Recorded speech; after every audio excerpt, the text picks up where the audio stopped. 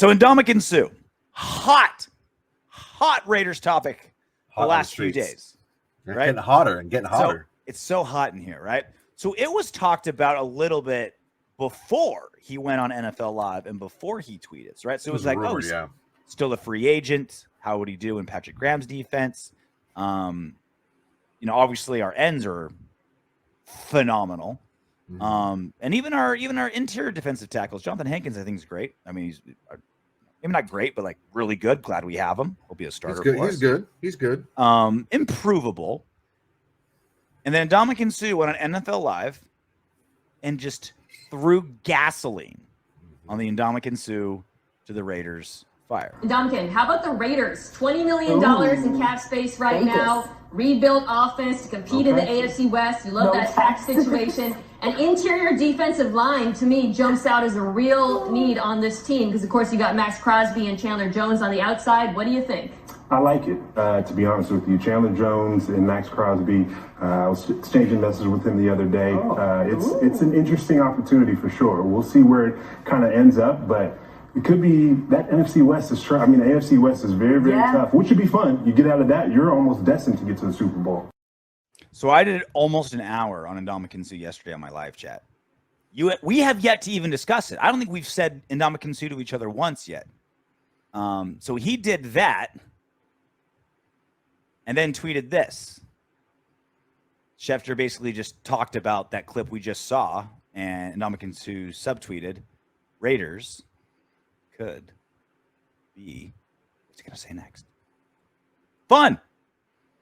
Soto, what say you? I think it's lining up.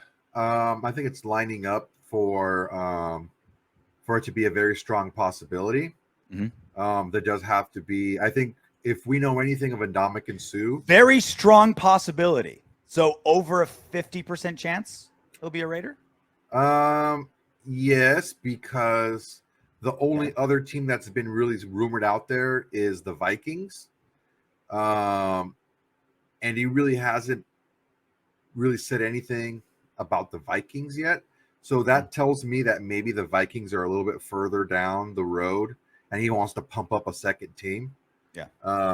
It does make sense as far as need, as far as want, perks, resources. So that all lines up. And he would definitely be the starter. He's a massive man. You see him in that suit, like his shoulders were bulging out of that fucking suit. He's missed 2 games in his career. Due to injury. He's been suspended for a few. He's a walking suspension, but due to injury. Like, that's a durable dude. Yeah, he's a big dude. And he's the kind of guy that could put your defense over the edge. You can have a middle of the road type defense, but you get that a guy like that, you don't have to use 2-3 guys to stop the run or to get more run pressure. You just have him and he can do that for you. So definitely it's a possibility. I don't think we're going to sign him right now. I think we'll probably sign him closer to training camp because I really do think that the Raiders want to see what they have on the field.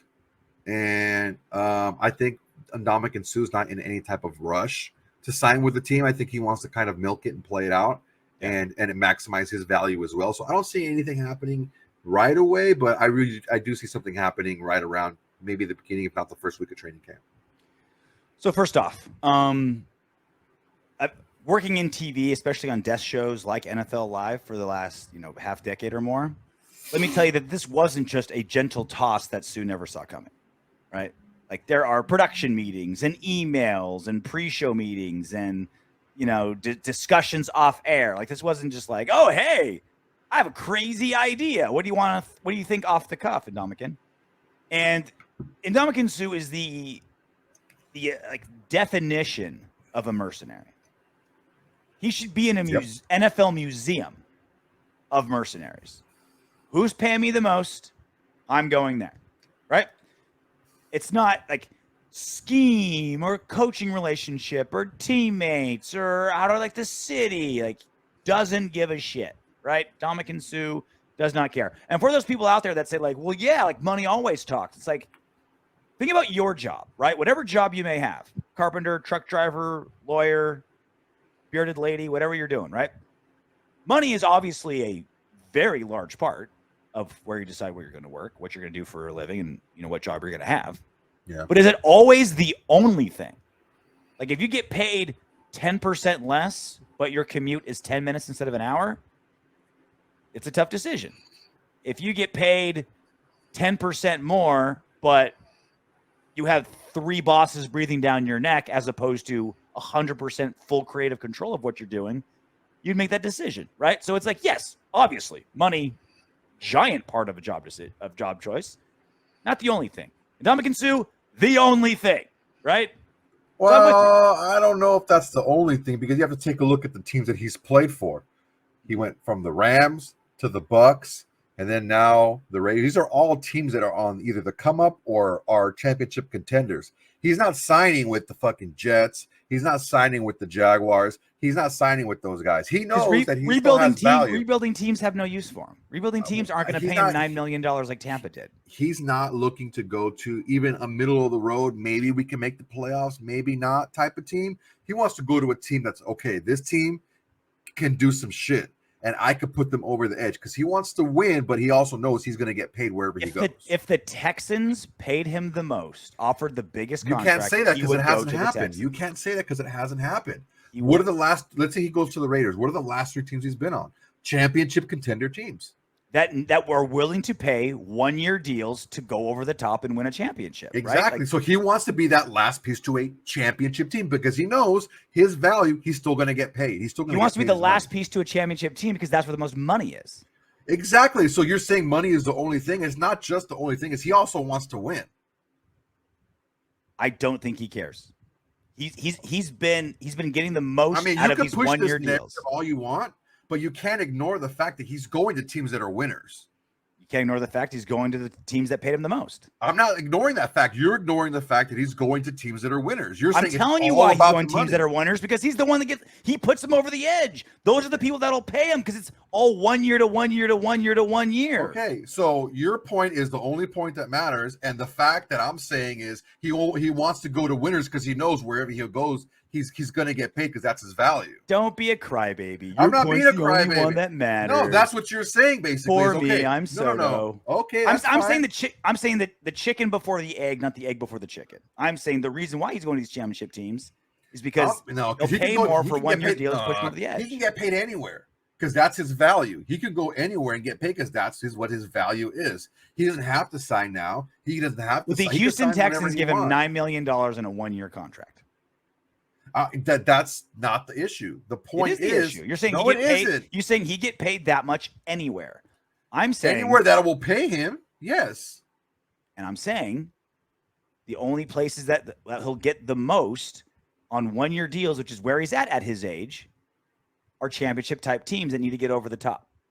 That's what I'm saying. And it's also teams that basically have no salary cap, right? Like the Rams, the Bucks, teams that are just like, where's the salary cap? Where is it? Like, is it under here? Is it over here? Like, is it in here somewhere? Like, I heard there's a salary cap, but in LA I can't find it. Like, that's why he's going there.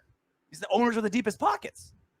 Anyway, yeah, he's looking for the right situation because he knows wherever he goes, he's going to get paid what he's worth. Anyway, the other part of this, he said he talked to Maxx Crosby and Chandler Jones. Yeah. Now, this is the big question I have. Did Maxx Crosby and Chandler Jones reach out to him, or did he reach out to Maxx Crosby and Chandler Jones? Because there is a miles difference between what those two things mean.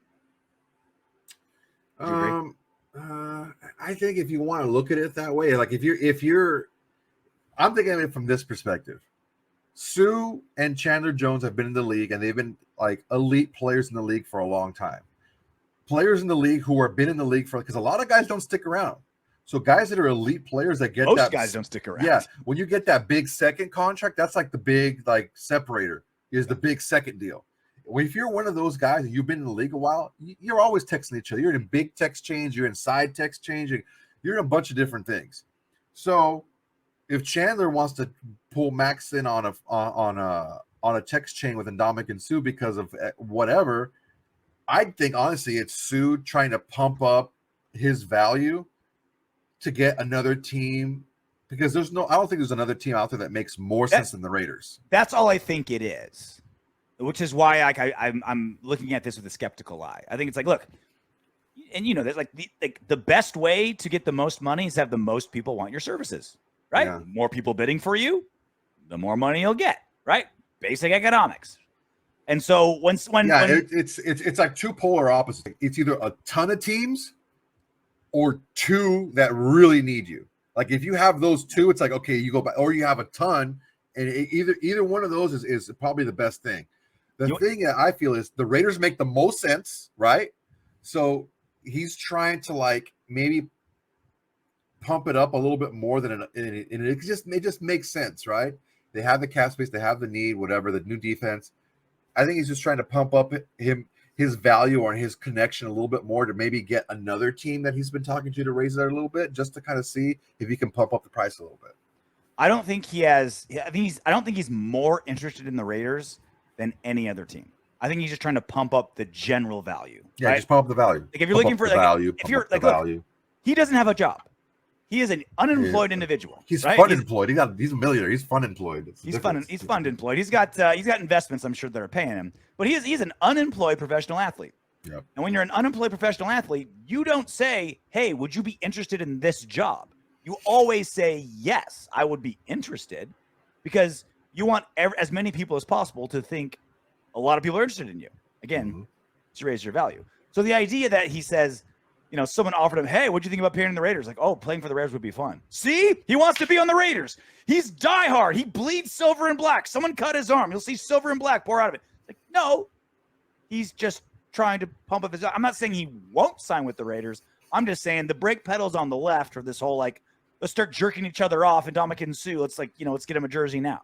Yeah, on a little bit more positive note, I think he will bleed silver and black as long as he's contractually obligated to. He will give you everything he has if you're paying him. It's a $500,000 training camp bonus if you can get your blood to be silver and black. Which is fine. Yeah. I'll take it. So you say a greater than 50% chance he becomes a Raider? I think so, because I don't think there's another team that makes more sense. Bold take. Okay. Congratulations for making it all the way to the end of our video. If you want Darren Waller to catch 20 touchdown passes next season and for Maxx Crosby to have 30 sacks, go ahead and subscribe and click the next video.